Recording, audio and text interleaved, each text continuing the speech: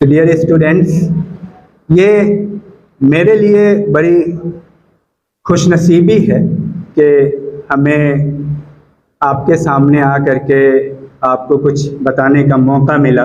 शायद मैं ये चाहता हूँ कि कुछ हमसे आपको फ़ायदा हो जाए, और ये फीडबैक तो आप सर को बताएंगे, अपने मैडम को बताएंगे, अपने लोगों को बताएंगे कि मेरा लेक्चर मुझे भी बताएंगे।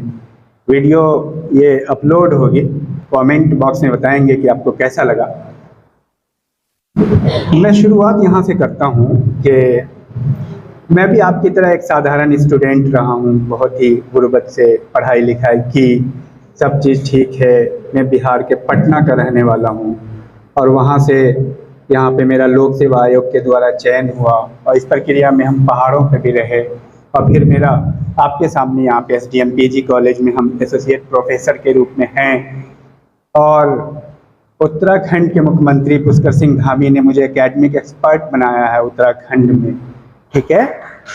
और इसके साथ साथ 2 तरह की कोचिंग हम चलाते हैं ऑनलाइन फ्री ऑफ कॉस्ट। एक माइनॉरिटी कोचिंग, जो कोई भी बंदा, कोई भी student IAS PCS knit group C army police की तैयारी कर सकता है उसके माध्यम से। और दूसरा है प्रधानमंत्री मोदी के द्वारा एक कार्यक्रम चलाया जाता है, एक भारत श्रेष्ठ भारत, उसका मैं कन्वीनर हूँ। उस कोचिंग का नाम है एक भारत श्रेष्ठ भारत कोचिंग। उसमें कोई भी स्टूडेंट पूरे इंडिया का उस कोचिंग से जुड़ सकता है और हमसे जुड़ा हुआ है, यूपी, बिहार, मध्य प्रदेश, राजस्थान। तो ये रही। और अब मैं आपको ये बताऊं, आप बहुत अच्छे कॉलेज में आए हो, बहुत खुशकिस्मती की बात है, इतनी बेहतरीन आप कॉलेज में हो। और मैं आपको ये बताऊं कि बहुत सारे लोगों को ये अपॉर्चुनिटी नहीं मिल पाती है। ये एकमात्र कॉलेज है उत्तराखंड का जो प्लास्टिक इंजीनियरिंग कॉलेज है, ये तो पता ही होगा आपको। और ये खुशनसीबी है, क्योंकि बदनसीबी करके कोई चीज़ दुनिया में होती नहीं है। और अब आपको साबित करना है कि आप कितने खुशनसीब हैं। तो आप देखिए, दुनिया में हर व्यक्ति का लक्ष्य क्या है? सक्सेस पाना। बिल्कुल सही। चाहे वो फिजिक्स पढ़ के सक्सेस पाना चाहता है, चाहे वो बिजनेस करके सक्सेस पाना चाहता है, चाहे वो हिस्ट्री पढ़ के सक्सेस पाना चाहता है, लेकिन अल्टीमेट गोल क्या है? सक्सेस। और सक्सेस पे दुनिया में बहुत सारी किताबें लिखी गई। अगर हम ये कहें कि मिलियंस में लिखी गई तो होंगी, क्योंकि सबका लक्ष्य क्या है? दुनिया में जितने लोग हैं सब, कोई उर्दू, हिंदी, इंग्लिश, संस्कृत, जो जहां पढ़ना चाह रहा है, कोई जूते की दुकान खोल रहा है तो उसका भी मकसद क्या है? तो हमें जानने की जरूरत है कि आखिर सक्सेस कैसे अचीव किया जाए। और सक्सेस पे दुनिया में सबसे बड़ी किताब, इन लाखों किताबों में मैंने 2 किताब को सिलेक्ट किया आपको बताने के लिए, ठीक है। उसमें एक किताब का नाम है थिंक एंड ग्रो रिच। नाम सुना है इसका? कितने लोगों ने नाम सुना है? हाथ उठाइए। थिंक एंड ग्रो रिच, इसको कहते हैं बाइबल ऑफ सक्सेस। सक्सेस की बाइबल है ये। क्या है? दुनिया में सक्सेस पे जितनी किताब लिखी गई, ये टॉप पे है, ठीक है। इसके राइटर का नाम है नेपोलियन हिल। नेपोलियन हिल का नाम सुना होगा, अगर आप लोगों ने इंग्लिश मीडियम स्कूल में पढ़ा होगा, वहां पे नेपोलियन हिल के कोटेशन होते हैं, यहीं से लिए गए हैं। पूरी दुनिया में नेपोलियन हिल का कोटेशन मशहूर है। नेपोलियन हिल की ये किताब, इसका नाम है थिंक एंड ग्रो रिच। मैं दूसरी किताब के बारे में बताना चाह रहा हूं, उसके बाद हम बताएंगे दोनों के बारे में, या आपकी जो मर्जी होगी उसके बारे में। इस किताब का नाम है, ये भी सक्सेस की एक बड़ी किताब है, इसका नाम है इकिगाई। ये इतनी पतली है, लेकिन इस पे लाखों सेमिनार हो चुके हैं, इस पे लाखों वर्कशॉप हो चुके हैं।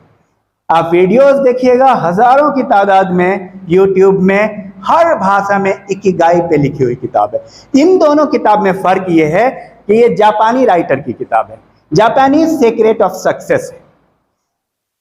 जापान में ओकिनावा एक जगह है, जहां पे रिसर्च हुआ था, वहां के लोग दुनिया में सबसे लंबी उम्र के लोग होते हैं। वहां के लोग दुनिया में, आपको मैं ऐसे भी बता दूं, जापान में सबसे ज्यादा एज होता है पुरुष का, यानी मेल का 84 और फीमेल का 90। और ओकिनावा एक ऐसी जगह है जहां पे एवरेज एज 100 ईयर्स है। WHO ने वहां पे रिसर्च किया, वर्ल्ड हेल्थ ऑर्गेनाइजेशन ने। पूरी रिसर्च करने के बाद इस किताब फॉर्म में ये आपके सामने है। देखिए यहां लिखा हुआ best seller in the world, दुनिया में सबसे ज्यादा बिकने वाली किताब है। ठीक है, तो इस किताब का ये परिचय, इसमें यह बताया गया है कि सफलता का सूत्र क्या है। सफलता कोई लॉटरी नहीं है कि लग गई तो लग गई, ये हासिल की जा सकती है। सफलता एक साइंस है। क्या है? सफलता एक विज्ञान है। उसी तरह से जैसे आप बहुत अच्छे से कपड़ा पहनते हो, जूता पहनते हो, या धोखे से पहन के आ गए, वेल ऑर्गेनाइज्ड है, उसी तरह तो इकिगाई जापानी शब्द है। इकिगाई का मतलब होता है जीने का मकसद, जीने की चाह। ठीक है, यह इस किताब का, ये पूरी रिसर्च के बाद ये किताब आपके सामने आई है। दूसरी किताब जो ये है think and grow rich, Napoleon Hill की। नेपोलियन हिल का मैं थोड़ा परिचय आपको देना चाहता हूं। वो कौन था जो इतनी बड़ी किताब, बाइबल ऑफ सक्सेस लिख के चला गया, बेस्ट सेलर बुक है। देखो यहां पे भी लिखा हुआ है मिलियंस में ये किताब बिकी है अब तक। ये किताब छपी है 1937 में, 1937-38, मतलब छपती है 37 में, प्रिंट होके आती है 38 में। ठीक है, इस किताब के बैक पे लिखा हुआ है, इस किताब में लिखा हुआ है कि इसकी प्रिंट हुई है 1937 में, 1937। ये किताब 100 साल पहले लिखी गई। 100 साल पहले, जिस तरह आज के डेट में बिल गेट्स आज से 2-4 साल पहले दुनिया में सबसे लंबी अवधि तक अमीर व्यक्ति रहा। कौन? बिल गेट्स, नाम सुना है ना बिल गेट्स का। उसी तरह 100 साल पहले एक व्यक्ति सबसे अमीर था, स्टील इंडस्ट्री का मालिक, वो भी अमेरिका का। उसका नाम था कार्नेगी। क्या नाम था? कार्नेगी। वो भी बहुत अमीर था पूरी दुनिया में। नेपोलियन हिल एक छोटा पत्रकार था, गरीब आदमी था, पढ़ने की ललक थी। कहीं पे छोटा बच्चा था, एक छोटे मोहल्ले में, गांव का लड़का था, एक्चुअली डोईवाला टाइप की जगह नहीं थी, गांव का था। वहां पे ये क्या कर रहे थे, नेपोलियन हिल स्टिंगर थे। स्टिंगर कहते छोटे मोटे पत्रकार को। कुछ वहां के लोकल न्यूज लिखते थे और कुछ पैसा कमाते थे, लेकिन इनकी ख्वाहिश थी कि कुछ बड़ा बनना है। इनकी ख्वाहिश थी कि साधारण नहीं रहना है, कुछ बड़ा बनना है। ये सोच जो इनकी थी, इनसे मिला दिया एंड्रयू कार्नेगी के। जैसा आप सोचते हो वैसा आपके साथ होता है। एक शेर मुझे याद आ रहा है, जो हम सोचते हैं वही बात होती जाती है, जो हम सोचते हैं वही बात होती जाती है। जमाना मेरे गुमान से चलता है। ऐसे लोग हैं, आप जैसा सोचेंगे, क्योंकि आपका सोच, इसलिए बोलते हैं ना पॉजिटिव थिंकिंग। आप जैसा सोचते हैं आमतौर पे वैसा होता है, वो इंपैक्ट पड़ता है, वो मौका आपको मिलता है। नेपोलियन हिल ने सोचा था कि मुझे आम आदमी बन के नहीं जीना है, मुझे कुछ बड़ा करना है, लेकिन था गरीब। अचानक ऐसा हुआ कि इसकी मुलाकात एंड्रयू कार्नेगी से हो गई, इत्तेफाक बनता है। और एंड्रयू कार्नेगी उस दौर का बिल गेट्स, सबसे अमीर व्यक्ति अमेरिका का।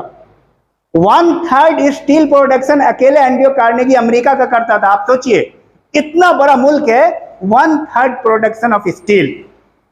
एंड्रयू कार्नेगी से जब नेपोलियन हिल की मुलाकात होती है, तो एंड्रयू कार्नेगी उसकी जिज्ञासा, उसकी क्यूरियोसिटी, उसके जोश, उसके जज्बे को देख के कहता है कि हम तुमको एक काम देना चाहते हैं, तुम उस काम को करोगे? तो कहते हैं नेपोलियन हिल कि कौन सा काम? कहते देखो मैं बहुत गरीब आदमी था, एंड्रयू कार्नेगी तुम लोगों से मिलता जुलता है, एक ऐसी फैक्ट्री में काम करता था, तुम उस फैक्ट्री में पढ़ते हो, एक ऐसी फैक्ट्री में काम करता था जहां पे लोहा पीटता था, बिल्कुल पढ़ा लिखा नहीं था। क्या करता था? लोहा पीटने वाला कैसा होता है? उस कंपनी में, उस इंडस्ट्री में उसकी जॉब होती है लोहा पीटने वाले मजदूर। फिर लोहा पीटते पीटते मेहनत करते करते एक स्टेप आगे बढ़ता है, फिर उसका और प्रमोशन होता है, वो मैनेजर तक बन जाता है। ये बात नेपोलियन हिल को वो बताता है कि मैं पढ़ा लिखा तो हूं नहीं, मैं ये बात लिख नहीं सकता हूं अपने बारे में, लेकिन मैं ये जरूर जानता हूं कि सफलता का सूत्र क्या है। एंड्रयू कार्नेगी, चूंकि सफल व्यक्ति ही बताएगा सफलता का सूत्र। और कहा कि उसके बाद जब मैं मैनेजर बन गया वहां पे, तो मैं सोचा कि जब मैं एक मजदूर बनकर के आया हूं इस कंपनी में, इस इंडस्ट्री में, तो क्या मैं मालिक नहीं हो सकता हूं? उसने अपनी एक इंडस्ट्री खोल दी और देखते ही देखते वो अमेरिका का सबसे अमीर आदमी, और इतनी लंबी अवधि तक। उसके दोस्त एडिसन, जो बल्ब का आविष्कार किए, एडिसन उस वक्त के कैपिटलिस्ट थे, साइंटिस्ट भी उसी के दोस्त थे। ब्रिजस्टोन का नाम सुना है, जो टायर वाले हैं, टायर में लिखा होता है ना ब्रिजस्टोन, ये सब दोस्त थे। आज भी फोर्ड कंपनी की कार नाम सुने हो? उस समय में सबसे ज्यादा कार चलती थी फोर्ड की। ये मारुति तो बाद की पैदाइश है। सड़कों पे कार के जाल बिछाया है फोर्ड ने। किसने? उनके दोस्त है। जब सफलता मिलती है तो सारे सफल व्यक्ति आपके दोस्त हो जाते हैं। एक सूत्र है, जब एक बार सफलता मिलती है तो सारे सफल व्यक्ति। ये बात एंड्रयू कार्नेगी, यही बात नेपोलियन हिल को समझाते हैं कि तुम 20 साल टाइम दो और तुम जा करके सबसे मिलो, सारे अमीर आदमी, सफल व्यक्ति, चाहे जिस फील्ड के हो, चाहे वो साइंटिस्ट हो, चाहे वो कोई भी इंडस्ट्री का मालिक हो, वो सब मेरा दोस्त है। और तुम जाओ, मैं लेटर पैड पे लिख के दूंगा। एसएमएस का दौर नहीं था, व्हाट्सएप चैट का दौर नहीं था, कॉल का दौर नहीं था। कहा सबके लिए मैं तुम्हें एक एक लेटर दूंगा कि एंड्रयू कार्नेगी की तरफ से तुम जाकर के उससे मिलो, केस स्टडी करो, इंटरव्यू करो, रिसर्च करो, वो कैसे अमीर बना, वो कैसे डेवलप हुआ। और ये काम हुआ 20 साल तक। लेकिन जब वो बैठा हुआ था नेपोलियन हिल, तो एंड्रयू कार्नेगी उसको टेस्ट करने के लिए कहता है 20 साल तुमको रिसर्च करना है इस बात के लिए कि सफलता का सूत्र क्या है, ये लोग क्यों कामयाब हो गए, गरीब थे अमीर कैसे हो गए, लेकिन मैं तुमको 1 रुपया भी नहीं देने वाला हूं, इस काम को तुमको करना है, अब तुम बताओ कर पाओगे कि नहीं। तो उसने कहा डन, करेंगे। कभी कोई मजनू प्यार करने के लिए लैला से पैसा नहीं लेता है, कभी कोई आशिक ने पैसा नहीं लिया मोहब्बत करने के लिए। ये जो सूरज धूप देता है, बिजली आती है, लाइट, ये बिजली बिल आता है ना यहाँ पे, लेकिन सूरज जो तपता है, हर दिन लाइट आती है सुबह से शाम तक, कभी बिल भेजता है कॉलेज को? अब ले लो भाई, तुम्हारे यहाँ तो 10 साल से बाकी है 53 लाख का बिल, क्योंकि मैं भी तो जलती हूं। शेर कभी चीखने का पैसा नहीं लेता है, नदियां कभी बहने के लिए पैसा, जो प्रकृति होती है, सफल व्यक्ति सफल होगा, उसको कोई रोक नहीं सकता। अभी मैं सर को बता रहा था, ऑब्स्टेकल आपके प्रोग्रेस के लिए आते हैं, कई बार ऑब्स्टेकल आपको उठाने के लिए आते हैं। आप ये देखोगे कि आप आगे बढ़ना चाह रहे हो तो कुछ लोग आपको रोकेंगे, वो इसलिए रोकेंगे कि आपको मशहूर भी तो होना है, समझ रहे हैं? आपका ऑब्स्टेकल वहां से क्रिएट है। अगर आपकी मेहनत, आपकी लगन, आपका जोश, आपका जज्बा है तो दुनिया की कोई ताकत आपको रोक नहीं सकती। कोई भी, कितनी बड़ी ताकत भी, वो आपको छोटा समझ रही होगी, लेकिन आप उससे बड़ा बन जाएंगे। तो नेपोलियन हिल ने हां कर दिया, क्योंकि चिड़िया चहचहाने का कोई मुआवजा नहीं लेती। कोई तनख्वाह लेती है कि भाई मैं तो तेरी डाल पे आके डेली चहचहाती हूं, कुछ मुझे भी दे। तुम उसको दाना दो अथवा नहीं दो, वो आएगी। तो जिस आदमी में लगन होगा ना पढ़ने का, उसको पापा नहीं कहेंगे डेली डेली पढ़ो पढ़ो पढ़ो, पापा क्या बोलते हैं, अरे रुक जाओ यार, नाश्ता कर लो, अरे कितना पढ़ रहे हो। समझ में आ रही बात? अब मैं बता रहा हूं थ्योरी क्या, जब इन्होंने 20 साल रिसर्च किया, बात समझ गए। लेकिन क्या एंड्रयू कार्नेगी इनको पैसा नहीं देता? उस वक्त का बिल गेट्स था, बिल गेट्स के पास क्या पैसे की कमी है? कमी है? एंड्रयू कार्नेगी कहा चिंता मत करो, जितना चाहिए ले लो, तुम काम में लग जाओ। और 20 साल के रिसर्च के बाद आए तो उन्होंने इसमें देखा कि दुनिया में 700 लोगों का स्टडी किया, 700 या उससे कुछ ज्यादा, और देखा उन सब में कॉमन क्या है, उन सब में कॉमन कैरेक्टरिस्टिक्स क्या है। 700 लोगों में बहुत सारे कैरेक्टर थे लेकिन कॉमन 6 कैरेक्टर थे। बहुत सारे कैरेक्टर थे लेकिन कॉमन 6 कैरेक्टर थे जो उनको महान बना रहे थे। वो 6 कैरेक्टर अगर आप जान गए और आपके पास आ गया तो आपको भी कोई नहीं रोक रहा है। इसीलिए, क्योंकि आज इसको पढ़ने का मकसद ही यही है, इस पे कितनी सेमिनार हो चुके। तो सबसे पहला कैरेक्टर जो था वो था विजन। उसको हम सामान्य भाषा में कहें तो बिलीव, यकीन। अगर किसी बंदे को यकीन है ना कि मैं कर जाऊंगा तो दुनिया की कोई ताकत उसको रोक नहीं सकती है। यकीन क्या है पहले मैं उसको डिफाइन करता हूं। आप सब यहां से भानियावाला जा सकते हो कि नहीं? कितने लोग जा सकते हो? हाथ उठाओ। हाथ, अगर आप जा सकते हो अकेले तो हाथ उठाओ सब। यानी आप सब, अच्छा ये यकीन कितना है? 80% या 90%? 100%। 100। कभी गलती कर सकते हो, दिस इज बिलीव, क्योंकि तुम्हारा दिल बोल रहा है भानियावाला जाने में क्या है, मुझे देखा हुआ। अब तुम भानियावाला जाओगे कैसे? विजन। तुम सोच रहे हो कॉलेज से निकलेंगे और राइट टर्न लेंगे, अपनी गाड़ी है नहीं है, पैदल है, ऑटो करेंगे, जैसे भी करेंगे। पहले हम नक्शा दिमाग में बनता है किसी भी चीज का। दुनिया में इजाद 2 तरीके से होती है, पहले दिमाग में इजाद होता है किसी भी चीज का, उसके बाद सामने होता है, उसके बाद आता है लोगों के सामने वस्तु के रूप में। जैसे बल्ब का आविष्कार कोई कर रहा था, एडिसन, तो सबसे पहले उसके दिमाग में था बल्ब, उसके बाद वो बल्ब हमारे सामने आया। तो 2 बार इजाद होता है। तो विजन पहले यहां आता है, जिस आदमी के दिमाग में आ गया, जिसको बिलीव हो गया। अब देखिए बिलीव वाला बंदा जिसमें कामयाब, अब ये तो कहना बहुत आसान है ना कि भाई हाँ हाँ मैं कर लूंगा, आईएएस कर लूंगा, हम टॉप कर जाएंगे, पर अंदर से, दिल से बिलीव होना, जो मैंने आपको एग्जांपल दिया भानियावाला का, ये वाला ओरिजिनल बिलीव। ओरिजिनल बिलीव को कैसे समझेंगे? कामयाब बंदा, कामयाब होने वाला व्यक्ति क्या बोलता है? कामयाब होने वाला कहेगा भाई एक टाइम मिला है, एक चांस मिला है, कुछ करके दिखाना है, ऐसे टाइम को बर्बाद नहीं करना। एडमिशन मिल गया सीपेट में तो प्लास्टिक इंडस्ट्री में तहलका मचा दूंगा, कुछ खास करके दिखाऊंगा। ऐसा नहीं है कि टाइम पास करके निकल गए, एक सर्टिफिकेट ले लिया, नहीं। इस फील्ड में, जिस फील्ड में हम जा रहे हैं, मुझे यकीन है कि मैं इतना काम करूंगा कि मुझे पूरे इंडिया में लोग जानेंगे। प्लास्टिक इंडस्ट्री में, प्लास्टिक इंजीनियरिंग में, समझ रहे हैं? ये यकीन।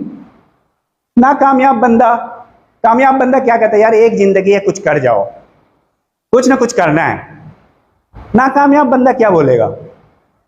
यार मर जाएंगे, चलो कुछ खा पी लेते अच्छे से, टाइम पास कर लेते हैं, एक बार मौका मिला है, कुछ फिल्म देख लेते हैं, एंजॉय कर लेते हैं यार, कुछ मोमो चाउमीन खा लेते हैं, कुछ टाइम पास कर लेते हैं। डेली डेली कॉलेज जाने से क्या फ़ायदा होगा, सर की बात मानने से क्या होगा? समझ में? नाकामयाब बंदे का एटीट्यूड। जो यकीन होता है ज़हीन होने से ज़्यादा ज़रूरी है। यकीन आपको मेहनत करवाता है। एक लड़का है जिसको माँ बाप बोलते हैं बार बार पढ़ो पढ़ो पढ़ो, और एक को बोलता है मत पढ़ो, इतना क्यों पढ़ते हो, थोड़ा नाश्ता कर लो भाई टाइम पे। ये दोनों में फर्क क्या है? Can you tell me? Believe. काम कौन करवाता है? बिलीव। अगर आपको यकीन हो जाए कि अभी का अभी 1 घंटे के बाद भानियावाला में कहीं पे 10,000 रुपया बट रहा है, 1 घंटे के लिए बट रहा है, बस 1 घंटे में, तो क्या करोगे? भागोगे, क्योंकि यकीन है कि वहां पे बट रहा है, किसी भी सूरत में लेना है। लेकिन जिसको यकीन है ना कि हम पढ़ने आए हैं और कामयाब होकर हमको नाम रोशन करना है, बहुत आगे जाना है, वो 1 क्लास भी बंक नहीं करेगा। मैंने 1 क्लास भी बंक नहीं किया। मैं जो सोचता हूं वही होता चला जाता है, बिल्कुल सत्य है। तुम जो सोचोगे, क्योंकि तुम यकीन के साथ सोचोगे। तो उन सब में क्या था कॉमन? बिलीव, यकीन। तो ज़हीन होना ज्यादा जरूरी नहीं है, ज़हीन से इंप्रेस होना जरूरी यही है कि तुमको और काम करवाता है यकीन। यकीन बोलता है, जिसको यकीन हो गया मेहनत करेगा। हार्ड लेबर मैं नहीं कह रहा हूं करने के लिए आपको, वो यकीन बोलेगा। तुम्हें कुछ बन के दिखाना है भाई, तुम्हें अपनी कार चाहिए, तुम्हें यकीन है कि तुम ले लोगे, तो उसके लिए तुम खुद लग जाओगे। तुम्हें एक मकान चाहिए, बनाओगे। तुम्हें हर फैसिलिटी चाहिए, हर लग्जरी तुम चाहते हो। तुम्हें यकीन है कि तुम सफल होगे, तो तुम क्या करोगे? मेहनत करोगे। हर यकीन वाला बंदा खुद मेहनत करता है। तो ये फिलॉसफी आप समझो। जो मेहनत नहीं करता वो नाउम्मीद है, उसको कामयाबी पे उम्मीद ही नहीं है। और जिस बंदे को कामयाबी पे उम्मीद नहीं है, वो मेहनत क्यों करेगा? वो जानता है कि जब हमें कुछ मिलना नहीं है, वो ये कहेगा, अरे यार कितने लोगों ने इंजीनियरिंग किया, कहाँ नौकरी मिलती है, क्या करना है इन सब चीजों का, अरे टाइम पास कर लेते हैं, पापा ने बोल दिया था किसी तरह से बीटेक कर लेते हैं, ठीक है, डिप्लोमा कर लेते हैं। लेकिन जिसके अंदर यकीन होगा वो ऐसा नहीं सोचेगा। वो यहाँ ना, यहीं से सीपेट से डिप्लोमा करके लाखों रुपया कमा रहा है, और एक बंदा है जिसको 15,000 की नौकरी नहीं मिल रही। मैं आपको बताऊं, एक लड़का है बीटेक करके, पहले साल में अपियरिंग में 1 लाख रुपया मिला जॉब, फिर अगले साल 1.5 लाख, फिर अगले साल 2 लाख, 3 से 4 साल हुआ है, उसको 2.5 लाख पर मंथ मिलता है। हमारे कॉलेज में एक सर है, उनके ये बेटा है उनका, ठीक है। तो ये यकीन आपसे मेहनत करवाता है। तो दूसरा कैरेक्टर है स्पेशलाइज्ड होना। ये सारे के सारे व्यक्ति स्पेशलाइज्ड है अपनी फील्ड के। ऐसा नहीं है किसी ने बोल दिया यार सीपेट तो उतना तगड़ा नहीं है, तो वो कर ले, ग्राफिक एरा चले जा ठीक है। स्कोप किसी संस्था का नहीं होता है, किसी सर्टिफिकेट का नहीं होता है। स्कोप तो तुम्हारा है। स्कोप किसी बंदे का होता है, बीए करके भी वो बहुत आगे निकल जाता है, और एक बंदा है ना, बहुत लाखों खर्च किया है इंस्टीट्यूट में, बीटेक किया, लेकिन उसको यकीन ही नहीं है, जज्बा ही नहीं है, वो फिर दूसरी चीज सीखने लगा। इन सारे में खास बात क्या थी? स्पेशलाइज्ड थे। क्या थे वो? उन्होंने एक चीज पकड़ी और उसके अंत तक गए। एडिसन ने साइंस को पकड़ लिया, इतनी इजाद किया, सबसे ज्यादा दुनिया में उसने डिस्कवरी की। आप सब एडिसन से फायदा उठा रहे। ब्रिज स्टोन ने टायर को पकड़ लिया, डॉक्टर अब्दुल कलाम ने मिसाइल को पकड़ लिया, सचिन ने बल्ले को पकड़ लिया, बिस्मिल्लाह खान ने शहनाई को पकड़ लिया। एक चीज को पकड़ा और उसके अंत तक चले गए। ये नहीं कि यार सीपेट से कर लूंगा तो कहीं और भी कुछ कर लूंगा, टाइम पास के लिए कुछ तो है। ये वो लोग नहीं होते, वो टाइम पास नहीं करते। एक चीज को पकड़ा और उसको उसका अंत तक पहुंचे। ये स्पेशलाइज्ड कैरेक्टर इनके अंदर होते हैं। और ये सब के सब, तीसरा कैरेक्टर ऑर्गेनाइज्ड होते हैं। डॉक्टर अब्दुल कलाम ने कहा था कि हर सक्सेसफुल व्यक्ति अनुशासित होता है।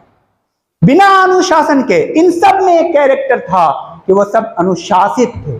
उनको कितने बजे पानी पीना है ये भी क्लियर था, कितने बजे उठना है, कितना वॉक करना है, कब जाना है, कहां से आना है, कैसे करना है, 1 मिनट बर्बाद नहीं करना। ये लोग ऑर्गेनाइज पैटर्न पे अपनी लाइफ जीते। उनको पता है कि कितना सेंटीमीटर होगा तो अपना बाल कटाना है। हर चीज ऑर्गेनाइज, वेल ऑर्गेनाइज। जूते कहाँ हैं, चप्पल कहाँ है, शर्ट कहाँ है, कैसे, ऐसा नहीं इधर फेंक दिया उधर। ऑर्गेनाइज अपनी लाइफ में ये सब थे। जिन 700 लोगों में जो दुनिया के सबसे बड़े लोग थे हर फील्ड के, वो सब ऑर्गेनाइज थे। डॉक्टर अब्दुल कलाम, तुम्हें क्या लगता है सचिन तेंदुलकर ऐसे ही मुंह धोया और निकल दिया फील्ड में? एकदम टाइम है इनका, कितने बजे उठना है, वरना यूं ही क्रिकेटर हो जाएंगे। जून के 12 बजे, जून में 11 बजे, 12 बजे, 1 बजे फील्ड में धूप में तुम 2 मिनट नहीं खड़े हो पाते हो, धोनी खेल रहा है। क्यों खेल रहा है? हर चीज ऑर्गेनाइज है, डिसिप्लिन है, जाना है तो जाना है, इनको धूप बारिश नहीं रोकती, जो अगला कैरेक्टर है। नेक्स्ट, सेल्फ कंट्रोल, चौथा कौन? ये सब अपने आप को कंट्रोल करना जानते हैं, ये सब अपने आप को काबू में रखना जानते हैं।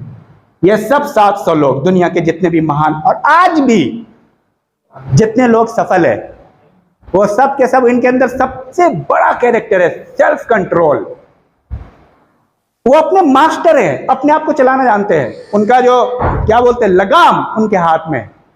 4 बजे उठना है तो उठना है, नो प्रोकास्टिनेशन, सुस्ती नहीं। और इसको कैसे डिफाइन करेंगे?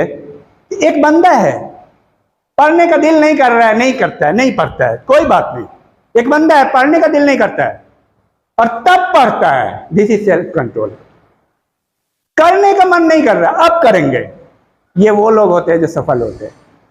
ऐसा नहीं यार टीचर तो नहीं है, टाइम नहीं लग रहा है, मजा नहीं आ रहा, चलो मोमो खा लेते हैं, टाइम पास कर लेते हैं। ये सफल लोगों की निशानी नहीं है। सफल लोग क्या करते हैं? उनका सेल्फ कंट्रोल, वो अपने मास्टर होते हैं। खुद को कहां घुमाना है वो जानते हैं, कौन चीज उनके फायदे के लिए है, कौन चीज उनके नुकसान के लिए है। समझ में आई बात? नेक्स्ट, उसके बाद इमोशंस, एक कैरेक्टर है इनका। They know how to manage emotions, channelise emotions. ये अपने इमोशंस को, ये जितने 700 लोग हैं, ये अपने इमोशंस को चैनलाइज करना जानते हैं। इमोशन को चैनलाइज का मतलब, दुनिया में जितने भी 700 लोग हैं, ये जो उस वक्त सबसे अमीर थे, वो सबसे इमोशनल थे। और मैं आपको बताऊं, जितने डेवलप हैं वो सबसे ज्यादा इमोशनल होते हैं। जितने बड़े आदमी उतने इमोशनल। लेकिन उसने अपनी इमोशन वहां खर्च नहीं की है। कहां खर्च की है? कंस्ट्रक्शन में। 2 तरह के इमोशन हैं जो आपको क्रिएट भी करते हैं और आपको, आपका विनाश कर सकते हैं, बर्बाद कर सकते हैं।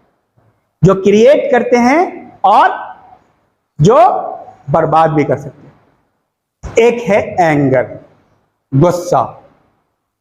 गुस्सा आपको क्रिएट कर सकता है और आपको बर्बाद कर सकता है।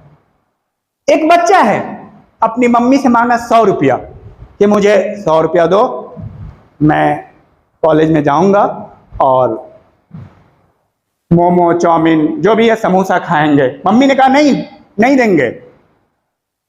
पढ़ने जाते हो या खाली खाने पीने के चक्कर में रहते हो, घर में खाओ। उसको बुरा लग गया, उसने चूहे की दवाई खा ली गुस्से में आके। अपने आप को, गुस्से में इतनी ताकत है कि इंसान अपने आप को बर्बाद कर देता है।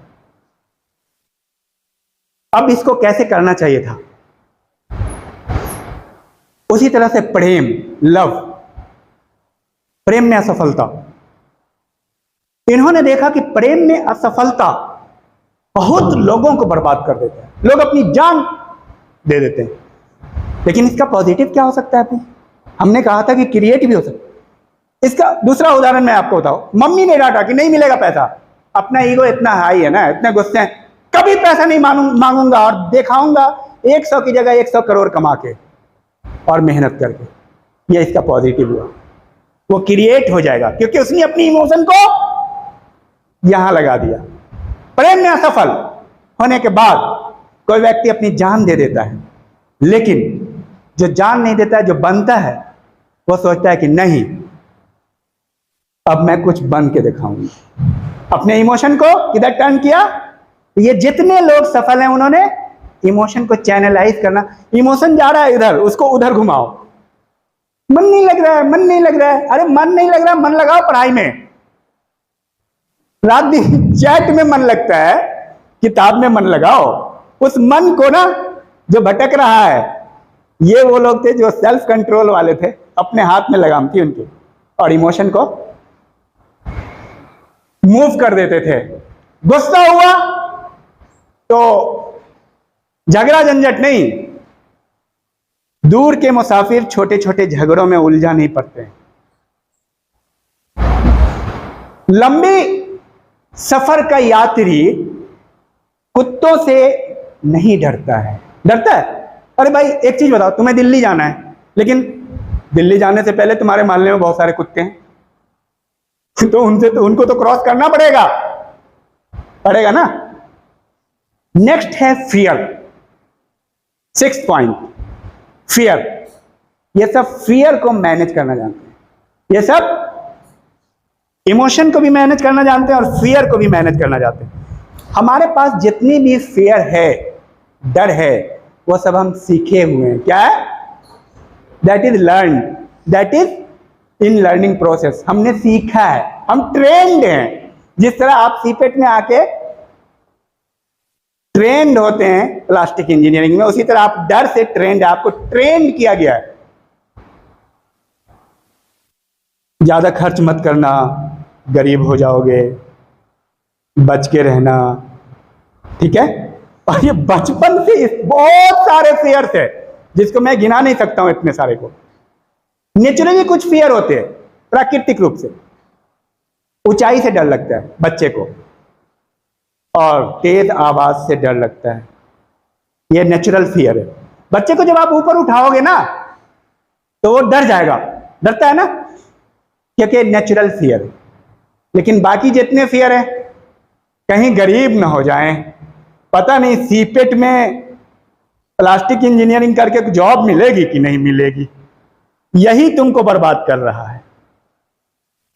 फियरलेस होते हैं ये लोग।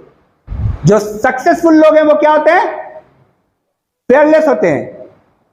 जॉब प्लास्टिक इंजीनियरिंग को नहीं मिलती, जॉब आपको मिलती है, अपॉर्चुनिटी आपको मिलती है, कैरियर आपका है। अगर फियर हो गए तो नहीं मिलेगा।